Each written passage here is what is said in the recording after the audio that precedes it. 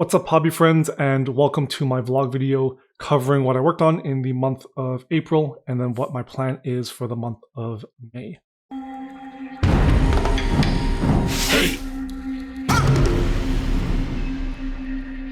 In terms of the actual model count for this month, it was fairly low, but the projects were quite large in terms of the effort involved, pushing the boundaries of my hobbying, in particular of sculpting and scratch building. And then just in terms of painting, there was a lot of detailing and a lot of work involved, in particular with my Marvel model, which was my Patreon tutorial, as well as the Frigate that I worked on for my Junkforce. So the first big model that I worked on for April was my Immortal Hulk / Maestro Hulk conversion. In terms of the actual modification of the model, fairly straightforward. Most of it was just sculpting the hair on the figure, removing what was sculpted on top, doing the prayer beads around his neck, and then the detailing on his base. In terms of the actual painting, I probably got lost in the weeds a little bit, and while I had expected maybe 10 hours on the model, I ended up spending close to 25. The base took a bit of time because of the extra detailing I added, and then just working on the skin.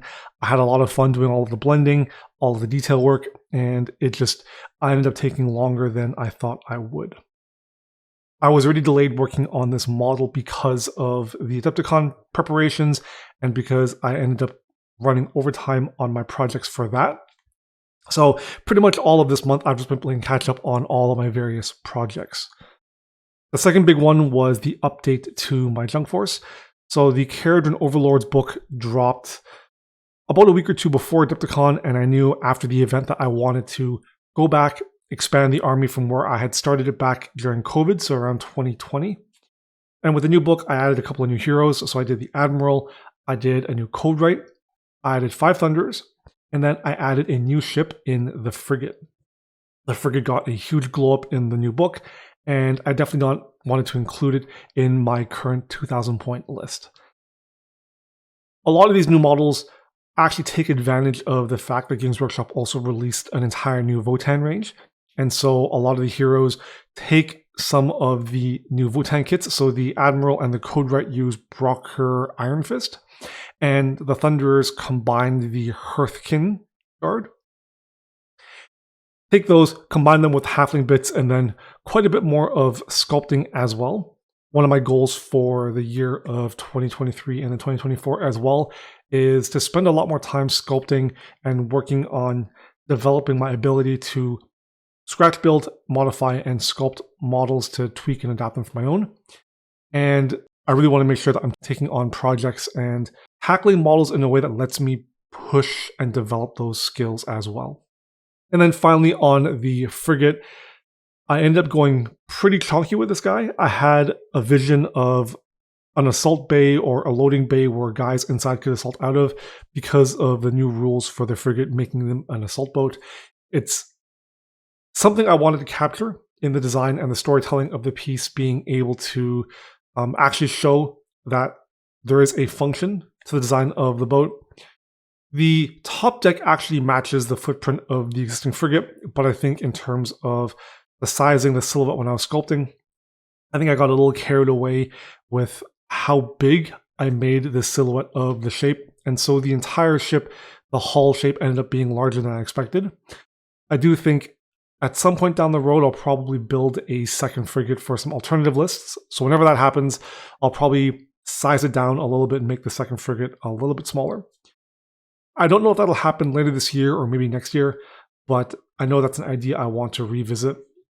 But for the time being, I'm having a little bit too much fun with my current list running the Ironclad, and I know that I have quite a number of other projects coming in the rest of this year.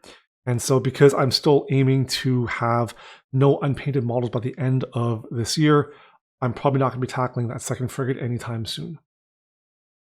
That segues nicely into my goals for May, and then projecting into, I guess, June and the rest of this year. So for May, I'm going to be doing a bit of an aggressive Marvel Crisis Protocol catch-up. As I mentioned, because I'm aiming to have all my models finished by the end of the year, I want to make sure that I am clearing off some of these old backlog projects because I know that there are things coming up in the back half of this year that will require a lot of my attention. So I have a couple of personal Marvel models I want to get done by the end of the month. So Rhino, Hawkeye, War Machine, and Cable. And that actually finishes my entire Marvel backlog. I know there will be a few more models coming out this year that I'll want to paint for myself. So I want to make sure I get those 4 done so that whenever I do pick up those models, I can dive right on in and paint them immediately rather than pick them up and then put them in a backlog already. I also have a few Marvel commission models. So I've got MODOK, Psylocke, Ulick, Beta Ray Bill, and then the 2 Emma Frost for a client. I think he has an event early mid-June. So my goal is to get these done by mid or late May as well, so I can ship them off to him and he can have them in hand with plenty of time for his event. I am being aggressive for this month because in June, July, I expect Shatterpoint to drop, which means that I'll be devoting quite a bit of time to working on those as well.